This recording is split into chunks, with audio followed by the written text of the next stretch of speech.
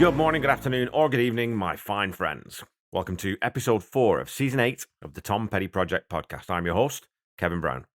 This is the weekly podcast that digs into the entire Tom Petty catalogue, song by song, album by album, and includes conversations with musicians, fans, and people connected with Tom along the way. Some quick social media stuff before we dig in. I posted the poll to see how everyone would rate last week's track, Love is a Long Road, on both Facebook and Twitter. And I've aggregated the results, and here they are. 44% of you gave Love is a Long Road a maximum 10 out of 10. 52% said that it was 7 to 9 out of 10, and 4% of you, and I know who you are, said that this one was 1 to 6 out of 10. Come on, really?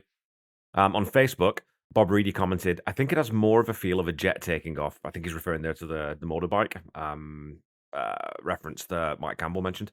If it was played at a faster speed like a Judas Priest song, then it really would, but that wouldn't have sounded as good and wouldn't have suited Tom vocally. And I quite like the jet taking off analogy, and the song definitely has plenty of power. I also think it's another song where the tempo is absolutely spot on and really important. It would sound very weird if it was ramped up faster. Carol Rosenberg Shapiro says, Mike said he had a bike, but sold it before he got killed on it. It's fair enough. As I said in the episode, you'd never get me anywhere near a motorcycle. There's a good reason why surgeons affectionately refer to motorcyclists simply as donors. Paul Roberts commented, they famously had motorbikes in the You Got Lucky video, and that seemed to work, and they all look cool in a post-apocalyptic Mad Max sort of way. And he's dead right. But, dear Paul, that's just a character. I'd be more than willing to ride a motorbike 50 yards on a closed lot. I mean, how much trouble could I really get into in that scenario? Paul goes on to very kindly say, top episode, Kev. Must admit that whilst this is my favourite TP album, I've never really listened to the drums. Went back to it last night, and the Keltner-Rudd connection is spot on. Cheers, Paul. As much as we both love Stan Lynch, he wasn't always a pocket drummer, and that's exactly what the song and really this whole album needed. And my pal Pete Nestor from the Honest and Unmerciful podcast says, great breakdown. Thanks, Pete. I love the comparison to Won't Get Fooled Again, which I hadn't recognised before, but which totally fits. Dynamics abound in both songs. Also, I thought it was interesting that you brought up A Woman in Love, because I was actually thinking Love is a Long Road has the feel of that song, but 10 years later, with a much more anthemic, arena rock, late 80s feel. And he goes on to say that it definitely feels much more heartbreaker than many of the tracks on this album. Those glorious thundering and immaculate drums. Long live Buster Sidebury. And you know what, Pete? Couldn't agree more. And I think that observation that this is arguably the most heartbreakers-ish track on Full Moon Fever is a really, really good one. Right now, as I'm writing this, I'm struggling to think of one that's more heartbreakers. I think you're probably right. And that's most likely a combination of it being a Mike Campbell riff and, as you'd mentioned, Jeff Lynne not being around in the early stages of its writing and development, which, led to a little more of that Campbell Petty vibe than most of the other songs on the album. Over on Twitter, and I'm not calling it X, by the way, screw that, Will Porteous, over at Wildflower Records, tweeted, I played this in my Petty cover band, and even after going through it 100 times in practice, I always marveled at it. The accenting, the drive, the vibe, the arrangement, it's Lynne perfection. The beauty of the songs on this album is that, although they're arranged really quite intricately, at their heart, they're all fairly simple songs, really, that most amateur bands can pick up and at least have a go at. It's that wonderful accessibility that Tom was able to lend to a lot of his music. Mary Beth Donnelly says, thanks for the poll, glad to weigh in. Hey, glad you weighed in, Mary. Or Mary Beth, sorry. I was surprised at your rating, so respectfully cast my vote as a 10. I love the anticipation built up in this song's intro and love to sing along with it, especially the alliterative and staccato Save My Soul. And I've talked about Tom's supreme intentionality as a lyricist lots on this podcast. I think even in that episode. So it's always nice when other people latch onto similar things. I'll give the last word to Dallas Helliker, who commented on Facebook, it's a 10 for me. I can't find a single thing wrong with it. It flat out rocks. It's even better live. And I struggled a lot with that. I don't think I'd change a note in this song either. Is there anything missing? No. Is it right at that very top table for me? As I said on the episode, also no. So maybe I should have said a 9. I don't know. And it's going to get tougher to be tougher from this point on in the catalogue. So as much as anything, I'm trying to make sure that the standouts really, really do stand out. Thanks to everyone who commented again this week, folks. It's always cool to hear your thoughts, especially from people who saw Tom live. I always like those comments that this song was absolutely cooking live. Today's episode covers the 4th track from Full Moon Fever, the melancholic A Face in the Crowd. So if you're new to the podcast, I don't actually use any of the music from the song in the episode itself, out of respect for the estate and also to avoid copyright issues and, things getting taken down on YouTube and Spotify, etc. So if you're not familiar with the song, there's a link in the episode notes. Go give it a listen, and then we can start.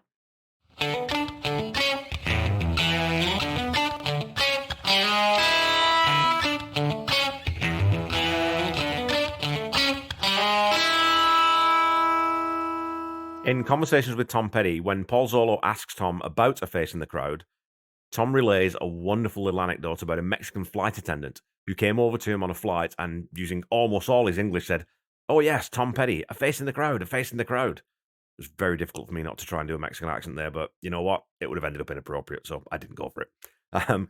He goes on to tell Paul, "I do like that song. I think it's a really sweet song, a nice sentiment, very simple, extremely simple. It's not complex in any way." One thing I always find interesting in reading Paul's book is the way that Tom often seems to be looking at his own work from the outside. The book came out in 2005, and in the preceding decade, Tom had only played this song 6 times. So you can see why some of these tracks, you'd have to go back to think about.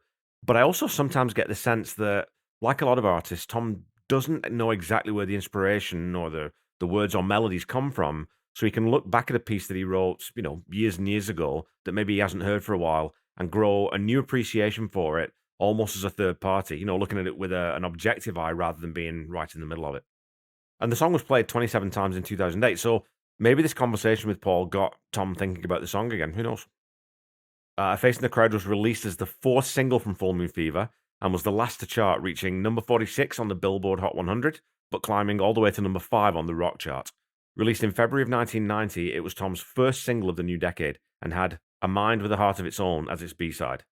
The cover of the single is one of my favourite photos of Tom from this era. It shows him in a black shirt and denim jacket, quite long, long shirt, long jacket, with a hat and sunglasses and a wonderful warm grin, backdropped by the Pacific Ocean. Now, as Tom says, this is an incredibly simple song. It also continues to break away from the programmed drums. I'm fairly certain, let's say 95% certain, that there are no sequenced or digital drums on this one. And with the really bluesy feel that the guitars give to it, I think it would have been a little jarring to have an electronic hi-hat or kick, for example. The song kicks off with a little trebly guitar trill that echoes off into the suspended chord synth pad. I'm not sure how that sound was made exactly, but it almost sounds like the pick was sort of just dragged across the back of the strings, like the other side of the saddle of the guitar, which is the little raised piece the strings sit on before they're anchored to the bridge on the bottom end of the instrument. But I don't think it is that exactly, so I actually wonder if it's a palm muted mandolin that's had some really heavy effects added to it. Whatever it is, it's a really lovely sound. And as these notes decay, the main riff begins. It's such a wonderfully lazy drawl musically that you can imagine Tom on a warm summer night, right around dusk, driving in a soft top with the roof retracted and just cruising through Malibu to get back home, maybe after a gig. It has a weariness to it that's not depressing or harsh, but just that satisfying tiredness you get after having accomplished something important. The chord progression in the first part of the verse chorus, and I'll talk about the song structure in this one a little bit later on. It's that simple alternation between E minor and C, strummed lightly on acoustic guitar. And over top of that, we have that beautifully simple broken chord that I'm going to assume is Mike Campbell playing. It's an E minor sus4 added seventh with the root and the fifth taken out.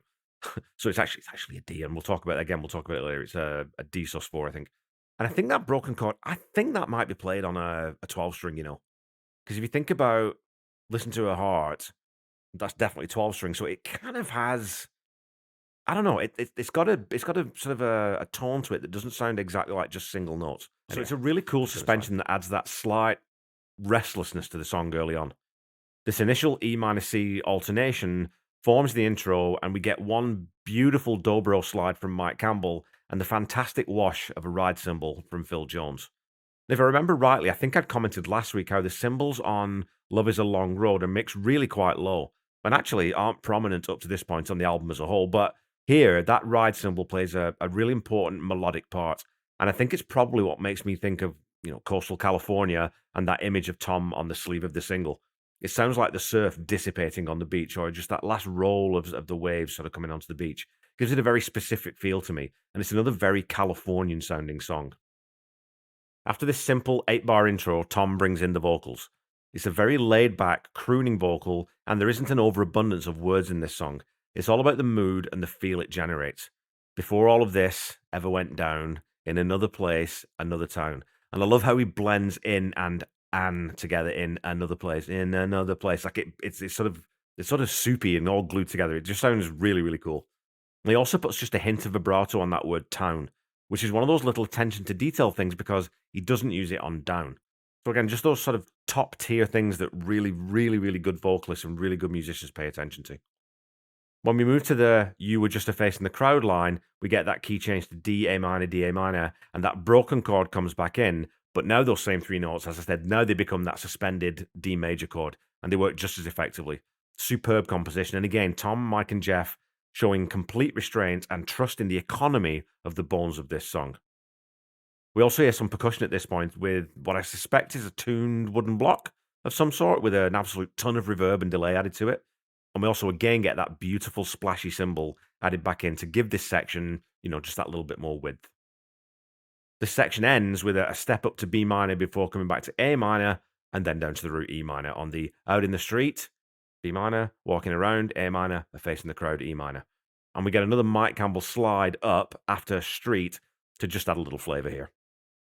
Another wonderful lyrical choice here too, out in the street rather than out on the street. Both work, both mean the same thing, but on and in, they just sound slightly different melodically, and in feels more immersive, I'd say, than on does. On sort of, it's away, it's over there, and in is here. It's that sort of presence. It's a perfect little bit of wordsmithing, and I wonder if Tom ever actually noticed he'd done that. I sometimes think that words came so naturally to him that he just intuited those types of lyrical choices. We get another beautiful little Mike Campbell slide dobro lick leading into the second verse, and more slide at the end of each bar, which ascends through those first 4 bars of the verse. These slide phrases don't sound like they're played on the dobro, though. More likely, I would say probably a Telecaster or something, a Fender or something like that with that wonderful mellow tone. So again, this is different to Let Me Up, I've Had Enough. Even though the songs are possibly even simpler on this record in some ways, there's a lot of studio craft happening. I don't think that 5 people could play this song live exactly how it's recorded, and that's absolutely fine, but it's just to highlight that Jeff Lynne's way of creating albums is to really focus intently only on each song and to choose the exact right sound for every single note, whether it's played live or punched in, no matter what instruments the guitars are played on or it's synthesized, it helps create such a lush soundscape on this song for sure. I haven't mentioned the bass guitar at all on this one. And again, it's a very, very simple one, just playing double notes on the root throughout on that single kick. So rather than needing a double kick pattern, the bass adds that extra bottom end note instead. So again, just very simple, but very cool. You don't need a huge bass line in this song. Before we get to the solo, let's talk quickly about the structure of the song. And I've talked lots about the A section, the B section, the C section. So, verse, chorus, bridge. And I'm going to throw out an idea that might be musically inaccurate, but I actually don't think this song has a chorus. I think it's just 3 straight verses. You Were Just a Face in the Crowd. That could be the chorus. It's the title line. But then what do you call out in the street, walking around a face in the crowd? Is that the chorus? Making You Were Just, that line, is that part of the verse? Is it pre-chorus? So to me, it's borrowing slightly from the Roy Orbison school of ignoring convention and writing a song, just as it comes, as it feels. And in this case, I think it's just a verse. Now, it's a verse in 3 parts, if you like, but I think just a verse nonetheless. I'd love to hear your thoughts on this. I really would, especially you musicians who are listening. How do you interpret this? Is it verse chorus? Is it verse pre-chorus chorus? Or is it just a verse? I don't know. Kicking off the solo section, we get that wonderful suspended synth pad that opened the song. So again, just a little bit of, continuity within the song. We also have some more synth all the way through this. Sort of like, it's almost like a reverse sweep, or it's definitely a swept sort of synth sound with no attack on the initial note. And again, we get those cymbals really adding to that balmy, warm Californian evening feel with the waves crashing on the beach. Not exactly crashing though, really. They're lapping, right? We also get, finally on this record, the Heartbreaker trademark additional 2 bars leading out of the solo. So this middle section is 10 bars instead of 8. The solo itself is as languid and relaxed as the rest of the song. Mike is really just playing around the broken chords of the riff and not melting any faces. And look, folks, melted faces simply would not be appropriate for this song. Again, the tone is fantastic, and it just fits the song perfectly.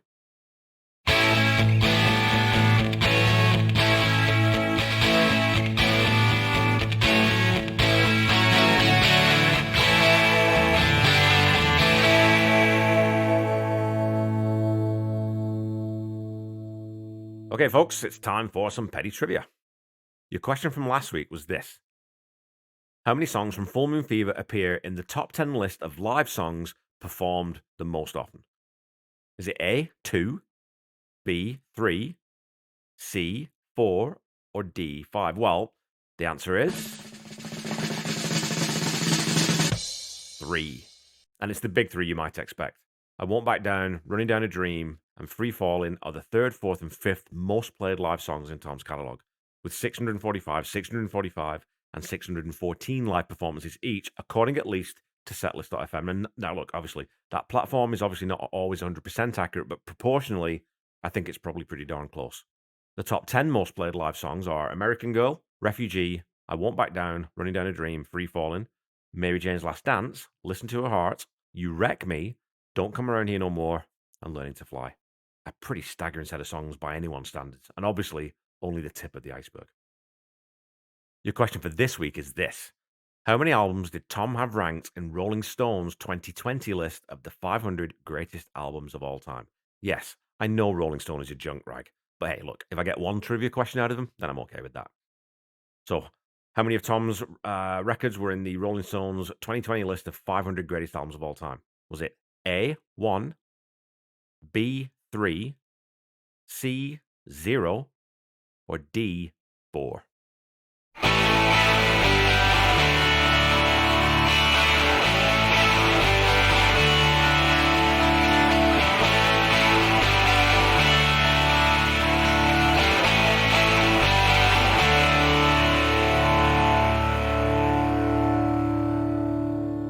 Okay, back to the song. After this last verse, or verse chorus, or however you want to think of it, the song is basically over. We do hear the addition of a very lightly played floor tom, I think that's what it is at least, with a ton of reverb added to it, to give a sort of, it's like a rumbling undercurrent. And maybe on this warm Malibu night, a thunderstorm's rolling in, and these are the first peals of that we hear way off in the distance. And this verse is a repeat of the last, and leads out into the outro where Tom simply repeats a face in the crowd to start each 4 bars, with Mike Campbell adding in that superbly mixed slide on the dobro. And let's just sit for a second here, folks, to think about how unbelievably well this song is recorded. That guitar part really cuts through the lush textures of the rest of the instrumentation, but it doesn't blaze into the spotlight.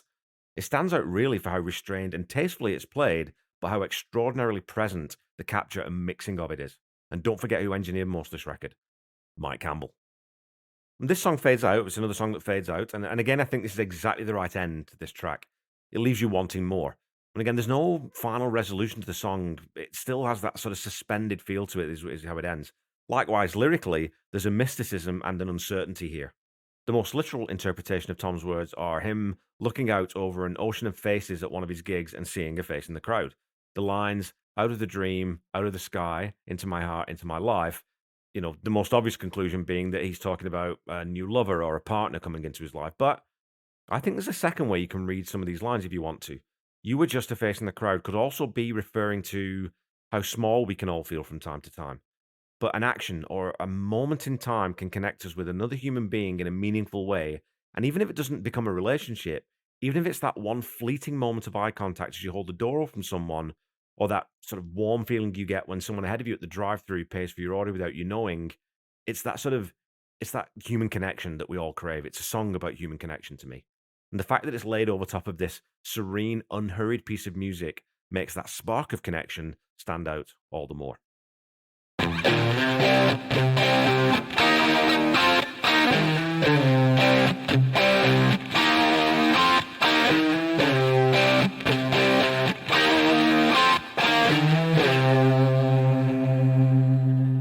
Okay, Pettyheads, that's it for this week. I love the huge songs from Full Moon Fever, and I think that I've been pretty solid in my ratings so far. This one's tough, though, because A Face in the Crowd is one of my very favourite Tom Petty deep cuts. Even though it was a single, I don't think a lot of people know this one, so that's why I always think of it as a deep cut. And you know what? You think about it, on classic rock radio, if you're hearing a song from Full Moon Fever, let's be honest, it's very, very rarely going to be this one. But there's a beauty to this song and an enigmatic quality to it that I've always been drawn to. I also think, as I said, that it's an absolute masterclass in how to arrange a song, and this attention to detail is what makes this whole album so incredible, and for me, what makes this song stand out as much as it does. Now, all that said, is it again on the very top table with the likes of Free Falling or Mary Jane's Last Dance or Wildflowers or Southern Accents? I do have to try to be as objective as I can. So I'm going to give A Face in the Crowd a 9 out of 10 instead of the 10 out of 10 that my heart tells me I should. The Tom Petty Project is a proud member of the Deep Dive Podcast Network. Go check them out on Twitter at DeepDivePodNet. I'm sure you'll find something there you like. Again, I'll keep sharing links to other podcasts every now and again. You can check out my other podcast, Seaside Pod Review, a Queen podcast on the Deep Dive Podcast Network. And if you want to hear me talk about Genesis with my friend Corey Morissette, that's going to be coming up soon. Look out for a new podcast starting next week. I think the trailer for that will start on Tuesday. So check that one out. I'll post a link on socials for you. Don't forget to follow me on Facebook, Instagram, and YouTube at The Tom Petty Project, and on Twitter at Tom Petty Project. Go follow, like, subscribe as applicable. And again, please leave a review or rating if you haven't done that already. Apparently, it helps penetration. Is that a good word to use? I don't know, but that's what we'll use. We need to penetrate the public consciousness, folks. Come on, let's get Petty back into vogue. Keep talking to me on social media. Like I said, I'm enjoying sort of reading out some of your comments and responding to those. And always, if I don't get back to you quickly, I will get back to you eventually. Please keep talking to me. The Tom Petty Project is not affiliated with the Tom Petty Estate in any way. And when you're looking for Tom's music, please visit all the official channels: Amazon Music, Apple Music, Spotify. Go to YouTube. You can find the Tom Petty channel there. If you're looking for merchandise, go to tompetty.com. If you're looking for my merchandise, you go to tompettyproject.com. I got a lot of cool stuff there, or I think it's cool. Don't forget to check out Tom Petty Nation and Tom Petty Fans Forever groups on Facebook if you're not already a member. They're great fan communities, and there's lots of really, really cool people there who you'll probably end up becoming friends with. So until we meet again next week, keep listening to and sharing Tom's music. Try to be kind. Try to say I love you to someone at least once a day. Stay safe and healthy, and I'll be back with you next week to talk about the last track from side 1 of Full Moon Fever, the epic tour de force that is Running Down a Dream. Bye-bye.